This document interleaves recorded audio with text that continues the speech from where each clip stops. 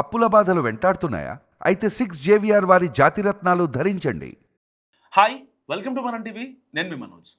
మానవ జాతి ఉలిక్కి పడే ఘటన మధ్యప్రదేశ్లోని బుల్కాన్పూర్లో జరిగింది. నిజంగా రాక్షసులు కూడా ఇలాంటి పని చేయరంటే నిజంగా అతిశక్తి కాదేమో.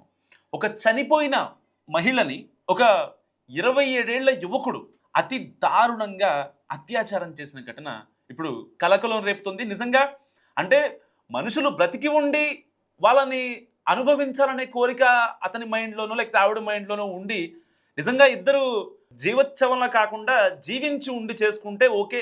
సరే జరిగింది ఒక రేప్ అనుకునేవాళ్ళు చాలామంది. కానీ ఇక్కడ ఒక ఆవిడ చనిపోయింది.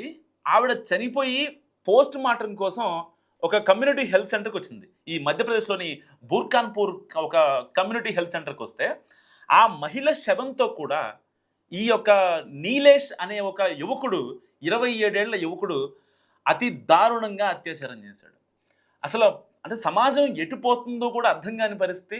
నిజంగా పోలీసులే షాక్ అయిన పరిస్థితి. దాదాపుగా ఒక 1 ఇయర్ బ్యాక్ ఐ థింక్ ఇతను చేశాడట. సో చేస్తే ఈ ఘటన కూడా ఆలస్యంగా వెలుగుచ్చింది. వేరే కేసుకు సంబంధించి కొన్ని సీసీటీవీ ఫుటేజ్‌లు వెతికే క్రమంలో ఈ యొక్క నీలేష్ అనే యువకుడు ఆ మహిళ మృతదేహాన్ని ఏదైతే ఉందో పోస్ట్ మార్టంలోకి తీసుకెళ్లే క్రమంలో అక్కడికి తీసుకెళ్లి గోడ చాటున ఆ స్ట్రెచ్చర్‌ని అక్కడ పెట్టేసి ఆ అమ్మాయిని చనిపోయిన అమ్మాయిని ఆ శవాన్ని లేపుకొని పక్కకి తీసుకెళ్లి మరి దారుణంగా అత్యాచారం చేశాడు. ఇది కనపడేసరికి పోలీసులు ఒక్కసారిగా షాక్ అయ్యారు.